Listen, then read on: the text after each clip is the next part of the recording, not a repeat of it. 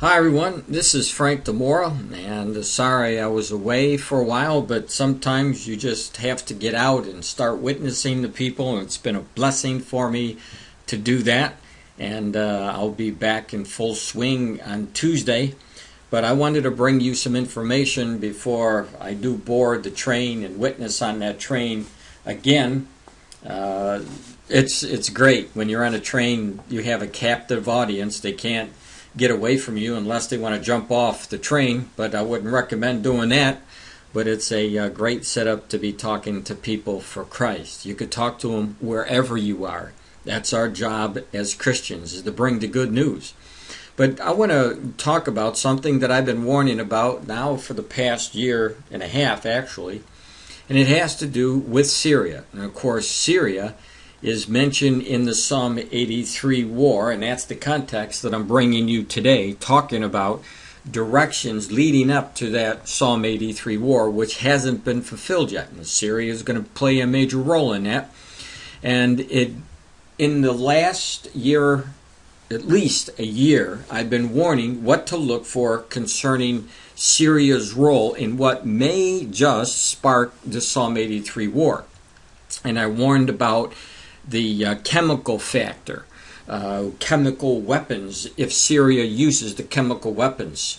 If Bashar al-Assad, the president of Syria, believes that he's losing his power, that he would use these chemical weapons, not against his own people, but he would use them against Israel, thinking that he is going to solidify his legacy by trying to wipe out Israel.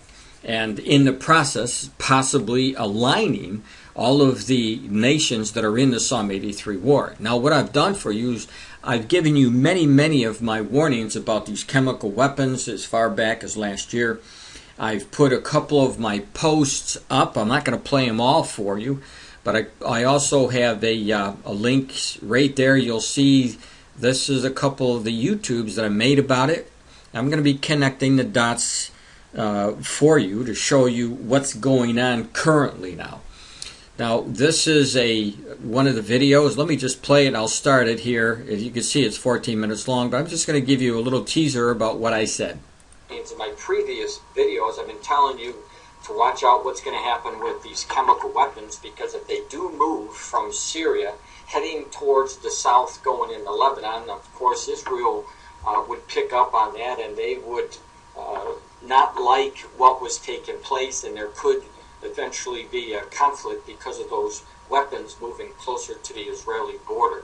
And this is essentially what we're seeing taking place, or at least the warnings of it taking place in the news today.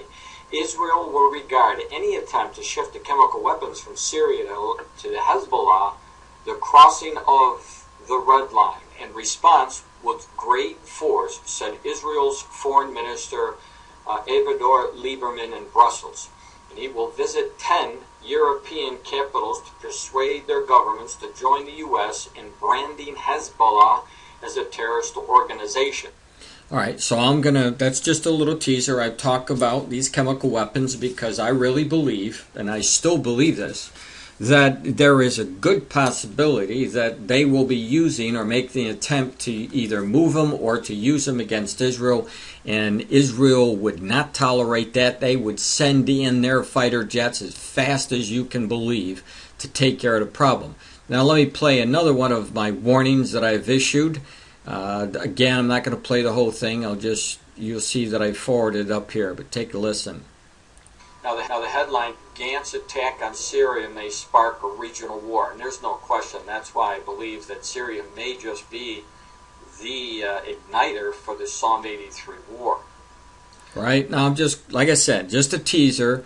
But when we scroll down, there is the new headline that just came out. Israel warns of attack on Syria chemical weapons. Now, let me go over. Keep in mind, now, this is going to be the current news. Let me move this up for us here, and what I'll do is make it bigger so we have no problem seeing it.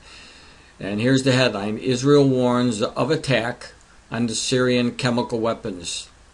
And this was 11 hours ago, and today's the 27th, almost the 28th. It says this, that and right out of Jerusalem, Israel could launch a preemptive strike to stop Syria's chemical weapons from reaching Lebanon and Hezbollah. And that, keep in mind, the videos that you saw, I did mention Lebanon and Hezbollah because they're organizations that are working for the destruction of Israel, just like Psalm 83 talks about. So Lebanon's Hezbollah or Al-Qaeda-inspired group's officials said Sunday. The warning came as the military moved a rocket defense system, a main northern city. And Israel's premier warned of dangers from both Syria and Iran. Israel has long expressed concerns that Syrian President Bashar al-Assad, clinging to power during a 22-month civil war, could lose control over his chemical weapons, and this is also what I've been warning about from the past year. And the Vice Prime Minister Sylvan Sloan said that Sunday that Israel's top security officials held a special meeting last week to discuss Syria's chemical weapons arsenal. And the fact of the meeting, held the morning after the national election, had not been made public before. Now, Shalom told the Army radio station that the transfer of weapons to violence groups, particularly the Iranian-backed Hezbollah or Lebanese Hezbollah, would be a game changer. And you're not kidding, it would be a game changer, because if it did, I believe beyond a shadow of a doubt that Israel would move to take those chemical weapons out. And if they saw Israel bomb Syria, it could just solidify all of the nations listed in the Psalm 83 to come together to try to take Israel once and for all. It would be a crossing a line that would demand a different approach, including even action, he said. And asked whether this might mean a preemptive attack, he said, we will have to make the decisions. Israel has kept out of the civil war and has engulfed Syria and killed more than 60,000 people, but is concerned that the violence could spill over from its northern border into Israel. Now, Israel's deployment of the Iron Dome rocket defense system in the northern city of Haifa on Sunday. And the city was battered by Hezbollah rocket fire during the war of the summer of 2006, and the military called the deployment routine. Now, Iron Dome, and an Israeli development system that shoots down incoming short-range rockets, was used to defend Israeli cities during the round of hostilities with Hamas, which is a group mentioned in Psalm 83, if you're new, and they're bent on the destruction of Israel, as well as the Hezbollah. So the Hamas militant in the Gaza Strip, where the Palestinians are, who sent those rockets, by the way, on Israel's southern flank last November. Now, when you get down a little further, I'll give you the meat of it. Syria has a massive amount of chemical weapons, and if they fall into hands of even more extreme than Syria, like Hezbollah or the global jihad groups, it would completely transform the map of threats, Hassan Rabe told the Army radio. The global jihad is the term Israel uses for forces influenced by Al-Qaeda, and Syria's rebels included Al-Qaeda-aligned groups. Syria has rarely acknowledged the possessing chemical weapons. So, again, I'm just warning you that they're looking again at what's going on to the neighbor to the north. This is a neighbor that is mentioned in Psalm 83. And not only are they worried about these chemical weapons, but Syria they're getting more killings, more intense, and so we know that something is going to happen. I believe that it's going to happen very soon. I believe that time is running out for Bashar al-Assad. I believe time is running out for who owns or maintains these chemical weapons. And we do know that this man who just got elected again is a man of confirmed commitment to keep Israel secure, and I have no doubt that he wouldn't hesitate to take out any chemical weapons that were moved at all. And the Mossad, Israel's almost like the CIA of the United States, the Mossad knows what's going on with those weapons, and they will hit. Now, if they do hit, as I said before on my site, then the attack that we see in Psalm 83, it could spark that war. I can't tell you for sure, but it's definitely worth looking at because Syria is one of the major players in the Psalm 83 war. Now, getting to something else. About a week ago, I talked about the Second Amendment and how the President of the United States has taken freedoms away bit by bit to American citizens. And now they're trying to confiscate weapons. I showed you that the Sandy Hook killing and how much news was put out there by the Obama administration, making sure that everybody knew that the AK weapons were responsible for killing all of these kids and these same kind of weapons used in other killings. Now, we know that the Obama administration is not an honest administration, and they're doing things that are very ominous, trying to steal away bits and pieces of American freedom. And they're using events like this with disinformation on purpose so that they can go and make laws and try to confiscate weapons from people around the United States. Now, what just came out, and you'll see in the ABC and CBS and NBC, all admit now that this weapon that the Obama administration, along with Dianne Feinstein from California, she might as well be Frankenstein's bride, I mean, for what she's doing with American freedoms, trying to disband America. We know now that the weapons that they said were used were not. And I'm going to play this for you.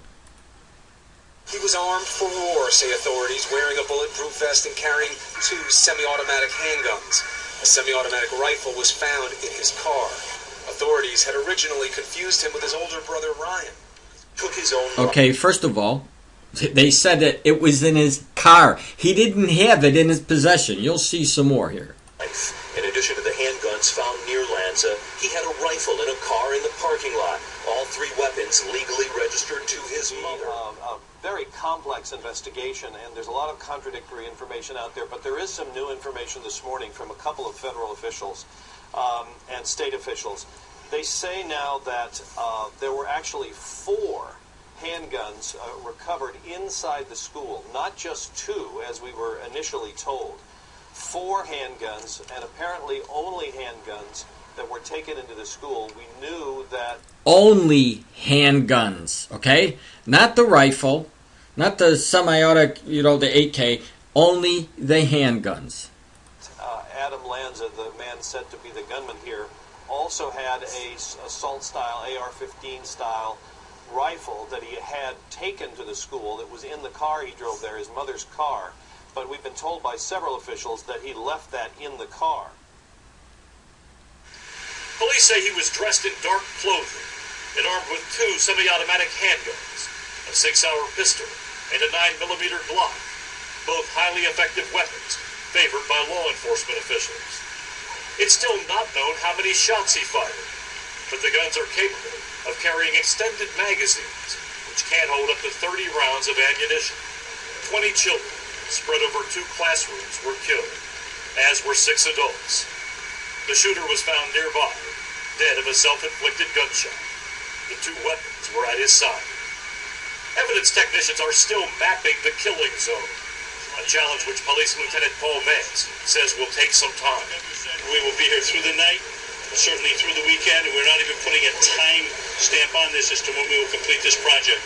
Police also suspect Lanza may have thought about a broader attack. A 3rd gun he took from his mother's home was found in the car. It's a .223 assault rifle. So there you go. We have information that is simply not correct. And just like the debacle, what took place when our embassy was attacked and our ambassador killed recently with Obama's misinformation, which now looks like on purpose, we're seeing a pattern being developed in the Obama administration. And this pattern is not good for America. We see the president this week just arbitrarily making and appointing people to different positions, and of course now the courts knocked that down. So little by little he's trying to steal Americans' freedoms, and finally we're starting to see the truth. So this is the news, and here's the good news. What we're seeing here, possible attack against Israel, using the chemical weapons as a catalyst to start the Psalm 83 war, or it could be something else.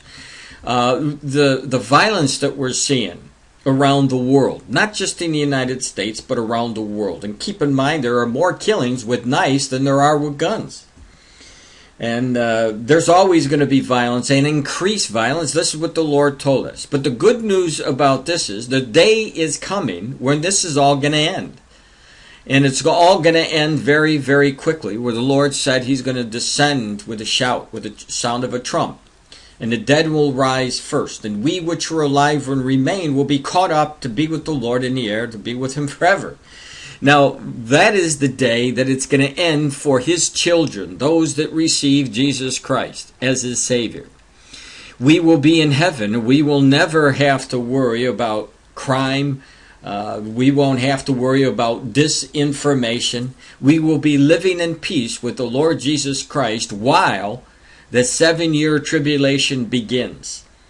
And any person who doesn't believe in the Lord and refuse to receive Jesus, obviously they're going to be left behind to deal with continuation of the violence, disinformation, and situations that the world has never been in before. This is what the Lord shows us. And so the good news is you want to leave this world when the Lord comes to rapture his church. The only way that you can do that is to be known by God. And how do you know that you are known by God? You need to receive his Son, Jesus Christ. That's the good news. You want to win? You win by finishing the race. I heard a great message today about finishing a race. And people who enter that race, the Christians, the brothers and the sisters who are entering that race, many of them are falling out because they didn't stay in the race. They became weak and they drop out. And I'm asking everyone, now is not the time to look around and to be distracted from your goal, the finish line. We know that we're running as hard as we can for as long as we can with the strength of the Holy Spirit, the Comforter who's been guiding everyone who has asked the Lord in his life. And soon, I believe, with all of the evidence that we're seeing, with all these prophecies being fulfilled, we know that the Lord's hand is on that door. Because in Matthew chapter 24, the Lord said, when you shall see all these things, know that it is near, even at the doors. We're seeing all of it now. And there's only, as many of you know who've been to my site, there's only a few prophecies left before the tribulation begins. Psalm 83, 1. Or Psalm 83 is one of those prophecies that haven't been fulfilled yet. And we see that that's coming shortly as well. Just get ready. Be on the watch. Abide in the Lord. Live in faith. And love Jesus Christ because he died because he loves you first. This is Frank DiMora.